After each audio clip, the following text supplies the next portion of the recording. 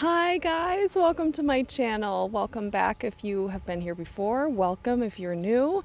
I'm so happy to be talking to you. It's been like a month since my last video, so I've really missed talking to you guys, and I'm just so happy to be back. But a lot has happened, a lot of healing, a lot of a lot has happened, and I have a lot to catch up on, so I'm going to make a few videos to try to catch up. Hopefully.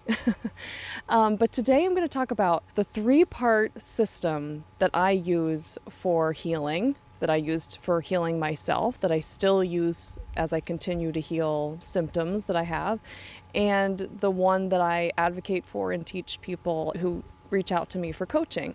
So these are the three essential parts. I don't think you can heal without them, at least in my experience. If you're dealing with chronic physical illness, chronic mental illness, chronic bouts of triggered states, if you have the idea that you have trauma that's stored in your body, and most of us do, but if you have chronic illness or depression and anxiety, then you might have a higher burden of trauma than other people. And you probably are a highly sensitive person or empath, and your body cannot tolerate holding on to trauma and unprocessed emotions. Your body has less energetic tolerance for it, so it starts to show up in the physical body.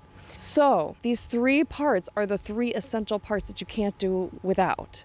The number one part, and these are in order, they're sort of steps. The number one step is the nervous system, rewiring the nervous system. The nervous system is essential. If you have been on a healing journey for a while, you've been to therapy, you've done programs, you've done protocols and gone to functional medicine doctors, and the list could go on and on. If you've done all these things and you're still stuck and you have not found healing, I can tell you fairly confidently that the step where something is off is the nervous system. The part that's holding you back, the thing that's not allowing you to heal, is that the nervous system is dysregulated.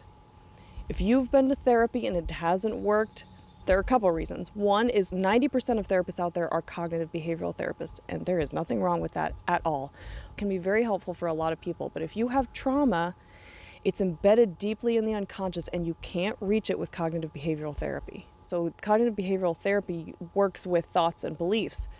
But if you think of those things as balloons attached to a string, attached to a rock, and that rock is the wound, and it doesn't matter how many times you push that balloon aside over to positivity or another way of reframing, rethinking, you can't move it. It'll never stay over there. The negative thoughts, the disempowering thoughts, the painful thoughts will keep coming up because it's being fed by the rock. Not fed by the rock. I'm losing my metaphor. But it's being held by the rock. It can't ever move. And that's the trauma. The events that happened, the circumstance, the experience that you had led to the pain that's now in your body, and that's the rock. The wound that was left in your body, the disconnection with self, that's trauma. And that's the thing that we can heal. And I love Gabor Mate says this. It's not the thing that happened to you. It's the impact that it had on your body. And the impact is the disconnection to self. And that's what causes trauma. The nervous system is the connection point between our emotional body and our physical body. Our nervous system is going to be our signal. When we start doing emotional healing work, we have to be really tuned into the nervous system, and we have to have it calm. We have to know and learn what it feels like to have it truly calm in a parasympathetic state, a ventral vagal state, which is a rest, digest, heal, be happy, be social, be joyful, be creative. Like that's the state where we are all of those things. Ventral vagal, that's where we all want to be. But the society that we live in is not conducive to that, especially when you have trauma. When you're carrying trauma, you are in fight, flight, freeze, or fawn a large majority of the time. And these are all activated parts of the nervous system. And the thing that happens over time, over decades, years, decades of carrying this trauma and this disconnection to self, our nervous system becomes toned in these activated states. Fight or flight, freeze, and fawn. I describe it as like a hard rubber band that doesn't have a lot of plasticity, a lot of pliability, malleability. It's rigid, it's toned, and so the default is to stay in that state. And we might get more activated or less. Of course, we're gonna based on what's happening in our life and what's being triggered or happening. But we may not ever be going into the parasympathetic state, or if we are, it's a small percentage of the time. And when that's the case, emotions can't process. So it doesn't matter if you go to therapy and you're uncovering all these wounds and you're crying and you think you're releasing the stuff, and you might release it temporarily, but it comes back because the nervous system has to be calm to process that emotion fully and release it and be able to integrate. Because what we need to do is process the wound. It's like you're removing the darkness from your body, and you have to be able to embed the light. You can't do that when your body is getting the signal, danger, danger, danger, everywhere, danger, threat. I am terrified at some level. The nervous system is getting the message there is threat everywhere. This is especially true with attachment trauma because we have relationships with everything. When we have relational trauma, our relationship with any person, place, or thing can be impacted and become a trigger point. So here's the key. We need to be getting ourselves into a parasympathetic state, a vagus nerve activation. If you have a strong vagus nerve, you have a strong parasympathetic tone, and vice versa. And that's what we need to start building. It's like rebuilding a muscle. You're rewiring. This is rewiring. We're rewiring our nervous system to reset into that parasympathetic state every single day. We're stretching that rubber band to create pliability and resilience, and that's what we need. That is what we need to heal trauma. We need resilience in the nervous system because, as I said, it's the center point, it's the meeting point between our emotional body and our physical body. So we need to be able to be calming ourselves so that we can become really tuned in to when we're activated, so that we can start becoming conscious, more conscious, even if you've been working on this, but it brings in a whole new level if you can become conscious of when I get triggered, because you can see it sooner. If you're toned in those activated states all the time, you're so used to being there that you can feel differences in activation, but you're more numb. You're too activated to feel the nuanced differences. But when you are defaulting into a parasympathetic state, and you get used to feeling that parasympathetic feeling, and you start growing accustomed to it and liking it, because what happens is when we're toned, that's what's comfortable, and we can get addicted to stimulants and other things. So, but when you get used to that calm state, that sense of inner peace, that's what it is. That is what all of us are missing. All of us who are living with trauma in our bodies, that's what we're missing. That thing that we yearn for is that sense of inner peace. At least that's my opinion and experience. Inner peace. And the only way to find inner peace, to feel inner peace, is by being in that parasympathetic state. So the tools for doing this, there are a lot of tools, and I go through it in my course. It can involve diet and sleep and circadian rhythm and removing toxicity, removing toxic people, and all these things. It can involve that. But the two that are really crucial, number one is your breathing. How are you breathing? Start paying attention to and checking in every day, multiple times a day throughout your day, checking in. Am I breathing into my chest, or am I breathing into my belly?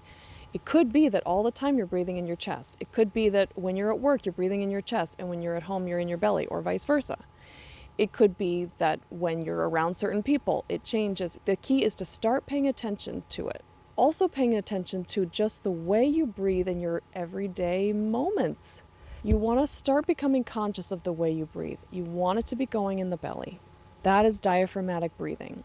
And when it goes into the belly, if you can get a deep breath, it actually will massage your adrenal glands. It's sending a signal to your body. It is safe. I am calm. We are safe. It's okay. It's safe. It's secure here. There's no threat here. One of the ways you do this is by making the exhale longer than the inhale. Because what happens when we're toned in these activated states, our breathing changes. It becomes more in the chest, and it's what actually happens is your muscles change. Your musculature around your diaphragm and your abdomen changes. Some of our muscles in there become very weak, and so part of this is rebuilding muscle in your diaphragm. It was really difficult for me to shift this. I started to believe I wasn't capable of breathing into my belly. I thought something was really physiologically wrong. I couldn't do it. One trick to use, if that's the case for you, is to Exhale, blow out all the air out of your belly and chest until you can't like leak out anymore, and then try to take some into your belly. So that's the breathing. That's the diaphragmatic breathing that needs to become part of your day, like daily. It's like the background foundation. But it doesn't necessarily mean, it's not like a guarantee that you're able to pull yourself into a parasympathetic state, especially if you're really activated. You need something more potent, and that's where havening techniques comes in. And I'm going to put my microphone down so that I can do the motion for you. But it's these strokes. It's these strokes, one around your orbital bone, down your arms, and then with your hands. Those are the 3 strokes. You want to do those over and over again, or if you don't like one of them, you can just do 2 of them. But do those over and over again until you induce a yawn or a sigh, like a spontaneous reaction in your body.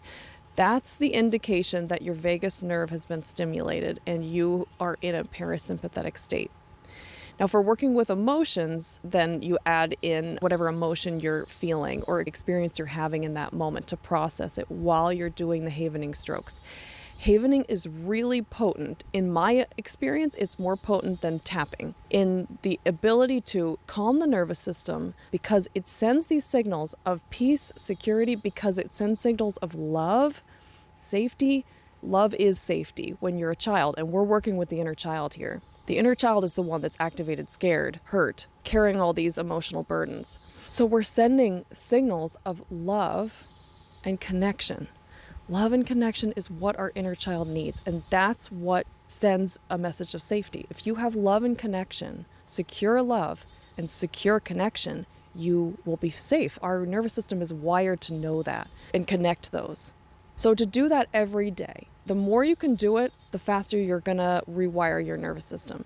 But do that at least once a day. The more, the better. Do it until, and sometimes it can take 15 to 20 minutes. It could take shorter, depending on how activated you are. And the time will decrease over time because you're building new neural pathways. So you're rewiring your nervous system. This is how you rewire it. You rewire it by bringing it into a parasympathetic state over and over and over again, and having that background breathing, sending these messages that we are calm. It's safe. It is safe here. I'm here, and it is safe. I know I spent a long time talking about the first step. That was the first step, but it's the foundational piece. I just have to reiterate this. You can't do successful emotional releases that lighten the burden, the trauma load off of you if you don't do this nervous system work. If it works, it'll work temporarily, but a lot of times it doesn't work. You might feel temporary relief if you have a big cry, but it won't stay. It's a temporary impact, and this nervous system is crucial, and it's the number one area that is missing for most people. When I hear somebody say that they've done all this stuff, that for years, for decades, they've been searching and they've been trying to heal and they haven't, that's where my mind goes. It's the nervous system. It needs more help to be in the parasympathetic state. So that's the rewiring. It's those 2 pieces, the breathing and the havening on a daily basis. Then the second piece of healing is the cognitive piece. And you can do this at the same time as the nervous system work. That's the cognitive piece. It's the piece that you go to therapy for. It's the piece that you talk through, you think through. It's like the problem-solving piece. What are the wounds that I'm carrying in my body? How did my upbringing, how did my first environment with my family of origin impact me? What are the wounds? What are the areas in my body that are in pain, that are suffering, that have not been seen, not been held, not been loved?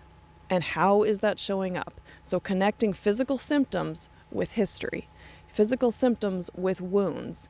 Now, if you don't have any memories of your childhood, that's okay. You don't need them. It's about focusing on the emotion.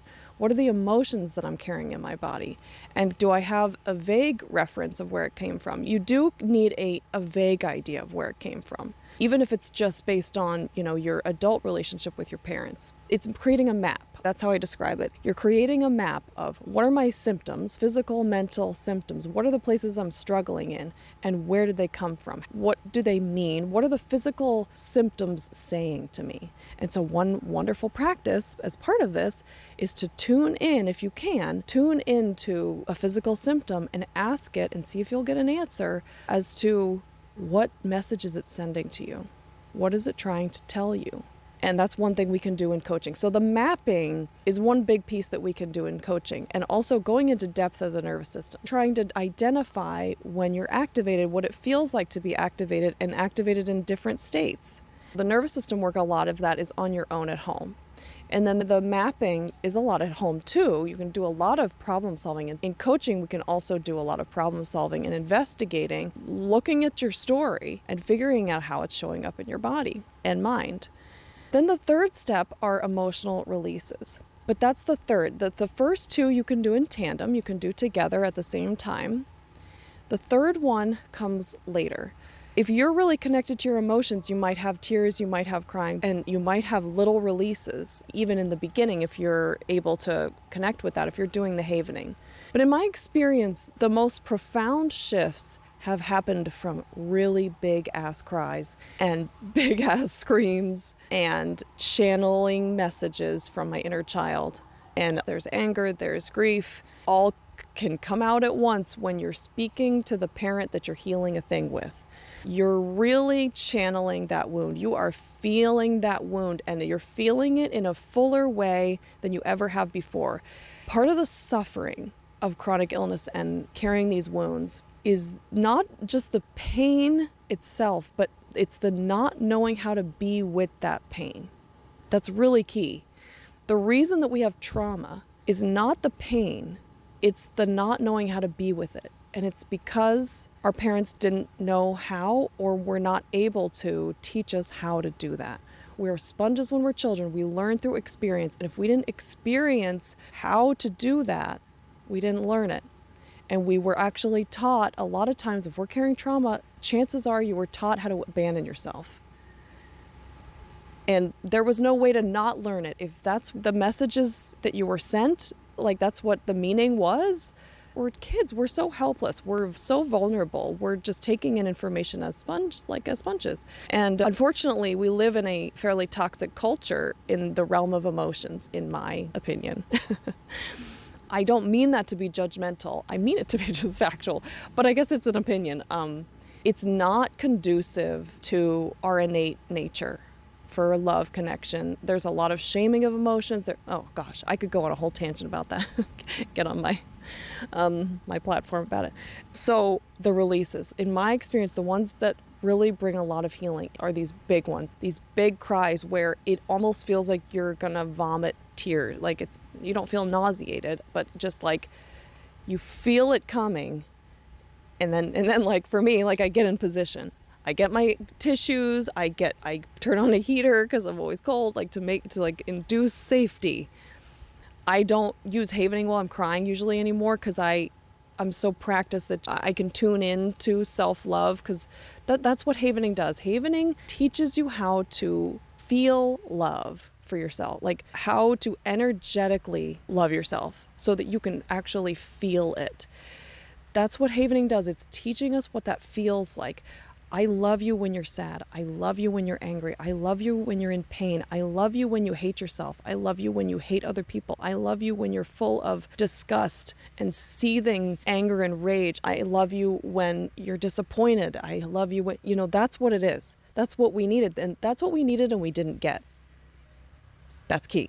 That's what we needed and we didn't get. And so now we have to learn how to do it for ourselves. But we can't do that cognitively because the wound is in our unconscious self. That's why it's in our body. That's why it's showing up as a physical symptom. And I include depression and anxiety in that. It's a somatic experience. If you've ever had depression or anxiety, it takes over your body. It's not just mental. So I include those when I talk about like chronic illness and physical symptoms. That is our unconscious. And we can't reach our unconscious from our mind. We can't do it. We can't do it. We have to do it through the body. And that's why havening is so crucial. That's why breathing, rewiring the nervous system, we are speaking to the body through the body's language. So key.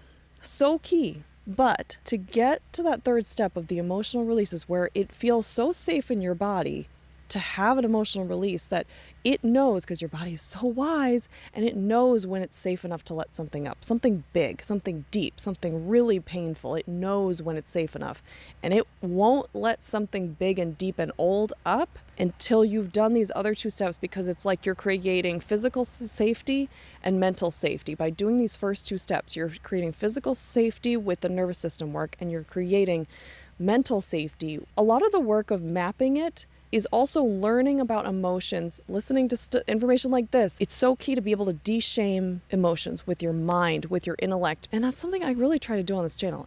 I just want to de-shame everything, because every emotion that we have has a valid reason for being there. That's really hard. It's really hard to accept when you've got all these wounds. It takes a lot of time. So doing this emotional, intellectual work is so key. It's creating that intellectual safety. And it's part of the taking down the shame, the judgment, the self-harshness barrier that's blocking those deeper emotions from coming up. That's so key. That's such a key part. So you have to do these first two steps first. But you're also, when you're in the emotional release phase, you're still doing the other two things. When you get to the third one, you're doing all three, because you're reaching into unconscious material, and the unconscious stuff, when they're showing up in the physical body, they are highly dissociated. Even if you have a lot of conscious awareness of what the wound is, if it's showing up in the body, there's a big piece that is still unconscious. Or if it's showing up in these triggered states where you collapse into the freeze state, that means that there's still a lot of unconscious material in it and that you haven't reached. But you haven't reached it because there's not enough safety. It's coming in it in these small bits and pieces at a time. That's the work. You're slowly inching towards these wounds. These two first steps you are making friends with the wounds. This is how we're making friends with it. We're starting to make friends. We're starting to peer in. It's like, okay.